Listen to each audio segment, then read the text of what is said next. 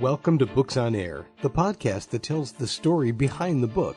It includes insights from authors about how they compose their work, what inspires them, and what they hope you'll take away from their book. Here's your host for this episode of Books on Air, Suzanne Harris. Welcome to the Books on Air podcast. I'm Sloan Fremont, filling in for Suzanne Harris. This is a podcast where listeners get the secret story behind every book.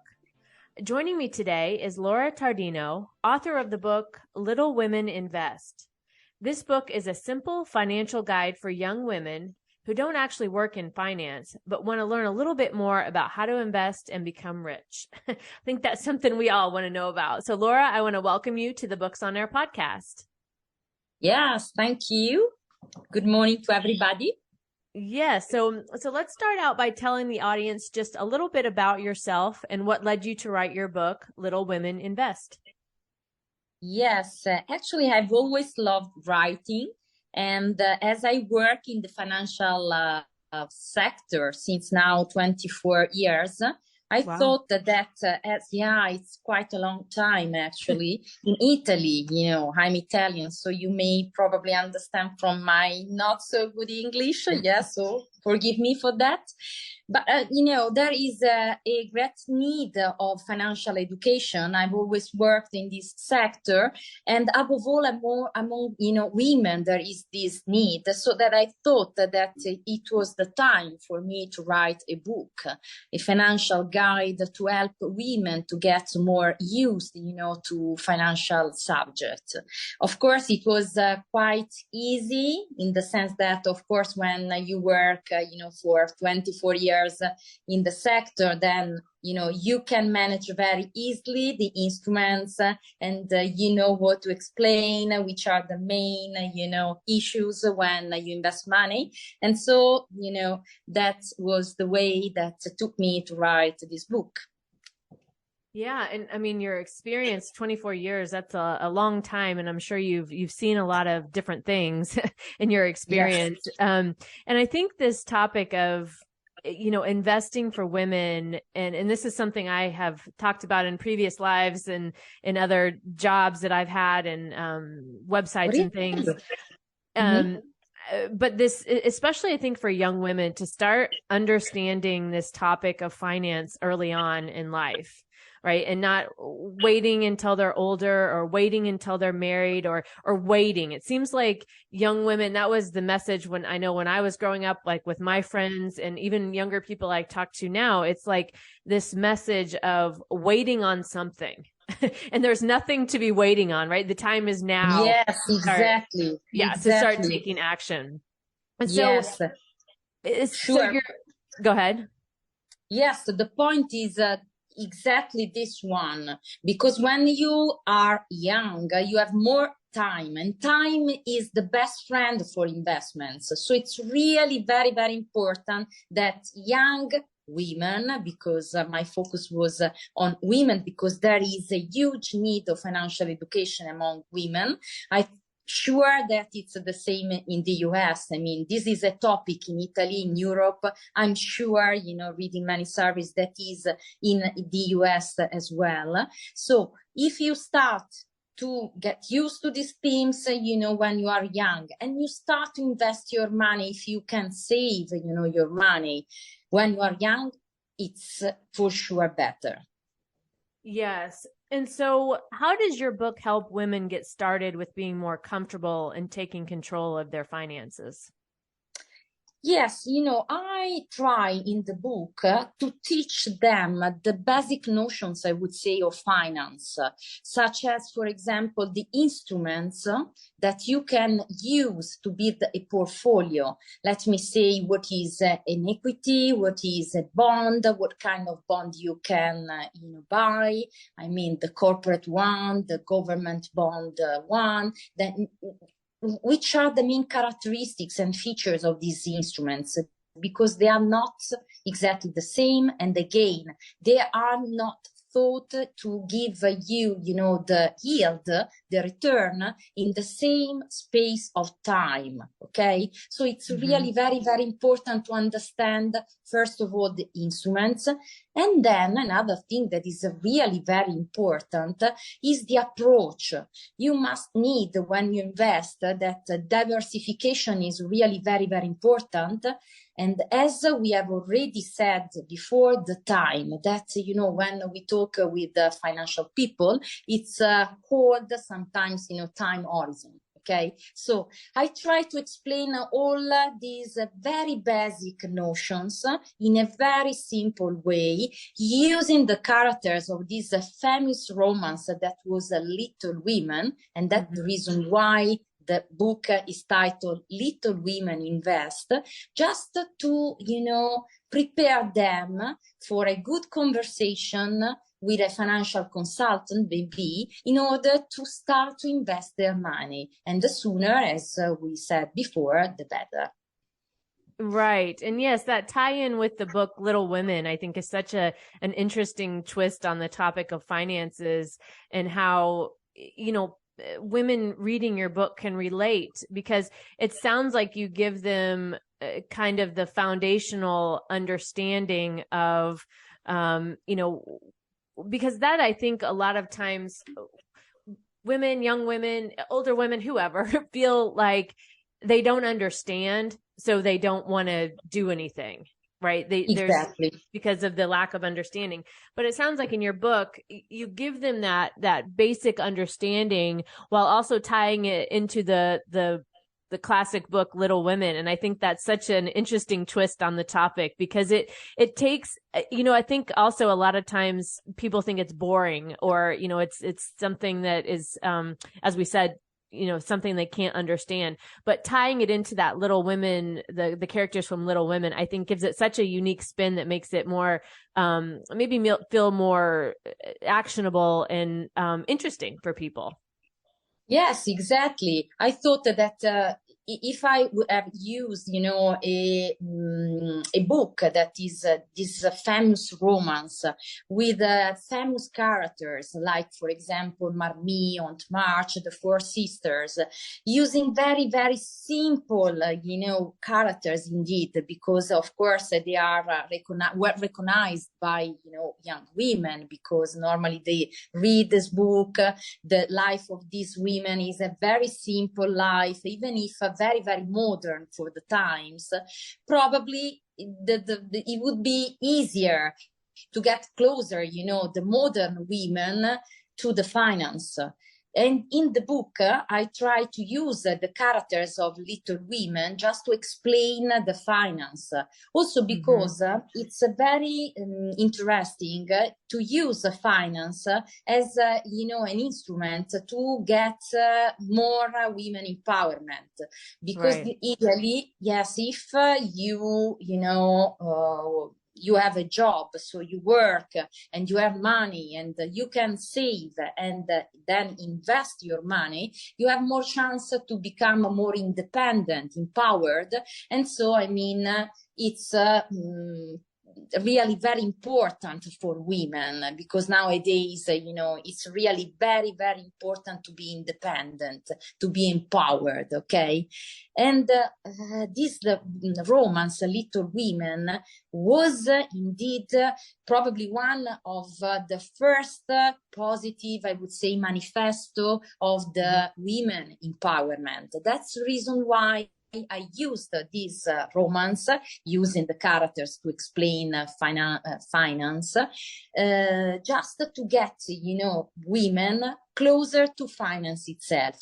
Because as you said at the beginning, if you know the subject, you can be more curious first, and you can start to invest. If you don't know anything, you are skeptical, you will never invest. So it's important to have basic knowledge of finance. Yeah. And so let's talk a little bit about balance, because I think as women, there's a lot to balance in our lives, right? With our families, our careers, and then even our own personal passions that drive us forward. How do you think women can balance all of these things and still be able to save for their future? Yes, it's really very hard. For sure, my experience, because, I have this job in the financial sector that has probably, in Italy for sure, I don't know in the US, but I think we share many problems indeed. It's, a male sector. There are still many, many men. Women are increasing, but we are still a minority, I would say. Okay. Mm-hmm. So I have a job. I'm a mom with 2 sons. And it's very tough to balance everything. But I think that if you have a passion, whatever it is, it doesn't mind.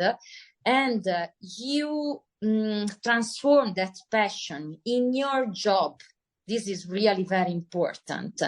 And as exactly, men have always done in their lives since, really, the Middle Ages and even before, if you transform your passions in a job and you get money for doing what you like, your passion, mm-hmm. This is the way that can take you to save money and to invest money. Of course, I don't, suggest to invest money that you borrow, okay? But mm-hmm. You have, of course, to have a job, to earn, and then to save. The next step after saving is investing, okay? Mm-hmm. Not leveraging any kind of borrowed money, okay? Right. So I think that you can balance everything. For sure, it's not easy because we take care of the family more than men on average, even if many things are changing, with the paternity leave, many modern, I would say, helps that today help actually, women in their career and in their job life. But you can manage, your passions. You should try to convey these passions in a job, okay? And with job, of course, you will get money and you can start to invest your money. Right. And that what we touched on earlier with not waiting, not waiting for the perfect job or, the some certain age. As you were talking, that's what that reminds me of a lot of, as women, taking action, even if it's just with a little bit, like maybe you're not in your dream job right this second today as you're listening to this podcast, but taking some small amount of action where maybe you're investing, $25, $50, whatever it is, it sets up that behavior that helps lead you to success in the future. That's what I've found in my own life, at least. Yes, indeed, it's like that. The discipline, if you start, with a small amount each month, no matter how much, depending, of course, on your salary, because if you earn a few, dollars, probably you can just save a few dollars, but it's fine. The important thing is to do that in a very disciplined way, every month, small amount. If you start, when you are really very young, when you arrive at your pension, at the retirement, actually, it will be a big amount. Mm-hmm. And with time, with a long horizon, above all, the equity investments, normally, they do really very well. So these make the difference in order to have, an income during the retirement period that allow to have, a good life.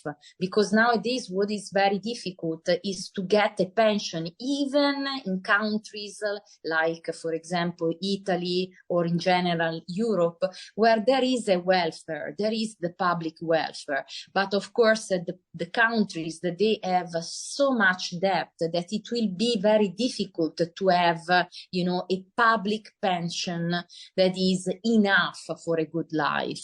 So you have to save your money, to invest your money, starting when you are young, even with very small amount each month in a very disciplined way. And when you will be older, you will have a lot of money. You will be rich. This is important. Right. And that's one of the things we said at the very beginning of this interview, was that learning how to invest and become rich and have that security, I think, in that knowing that every action you take makes a difference, right? Because it can seem like it doesn't because it's such small amounts, but it matters. And especially as we talk about the time aspect of things, because if we wait 5 years to start, then we're 5 years behind where we could have been if we would have just started, today, for example. Exactly. Time is really very, very important. I think that one of the most important ingredients that one must consider when decide, to invest the money. This is really very important. Mm-hmm. And, it's really very important in order to understand the difference in between the instruments that you can use. Because with an equity investment, you need probably more time to be, I would say, sure that you will get a return on that investment. With a fixed income one, you probably, in some case, you need less time. And it's a different investment because, you are lending your money to another company, to another, to a government, and that at a specific date you will get back that money, so it's different. The risk associated to this investment is of course different. Nothing is sure 100%, so we are risking in any case with equity and with bond, but the two investments are, different in terms of risk. And I try to explain why in the book. Right. Yeah. And I mean, and this is such a big topic. I know we could go on for hours about it, but just a couple of questions before we wrap up here today. What is one of your favorite lessons or stories from your book? I think that probably very shortly, I have 3 stories, the main one. The first is that, as we said, to invest, we need money. So we need to work, earn, and then save, okay, before investing. This is very important. This is very important to do when we start to work. So even young, if we get a job young. The second lesson is that we need to know which is our, time horizon. Time is really very, very important. And which is the risk that we may face. This is really very important, which is the loss that actually we can afford. The third lesson is that it's really very important when we do an investment to diversify, not to invest all our money in the same asset, because it's too risky. Because if that asset goes, burst, defaulted, we lose everything. And this, it's better, that doesn't happen. Okay, so it's better to diversify. We have different instruments. We have equity, we have bond, we have, the currencies, we have what we call the commodities, and we have a kind of instruments that is called fund, okay? The so-called fund that is actually, already a product that offers this diversification in one product. So I try to explain all these instruments in a very, very simple way in the book. Yes. And Laura, I mean, a ton of great information here. I'm so glad you were able to join us today. Before we close out, what do you hope the readers learn or take away after reading your book? I think that, they will be ready for a good conversation with a financial consultant, because other suggestion advice that I give in the book is, of course, to avoid to do by themselves, okay? Mm-hmm. Above all, if they don't have, these young women, the right knowledge, okay? To avoid, to invest if they don't have the right knowledge, okay? Mm-hmm. And to, of course, use a financial consultant. This is really very important. So they will be ready to have a good conversation with this financial consultant in case, and discern probably, from good investments and bad investments. Well, Laura, again, I want to thank you for joining us today. It's just been an amazing conversation with you. Thank you so much, Sloan. Laura Tardino is the author of the book, Little Women Invest, and you can find more about the book on Amazon, and I'll link to the book in the show notes, so be sure to check that out. You've been listening to the Books on Air podcast, brought to you on webtalkradio.net. You can also hear this podcast on Spotify, iHeartRadio, Stitcher, and Apple Podcasts.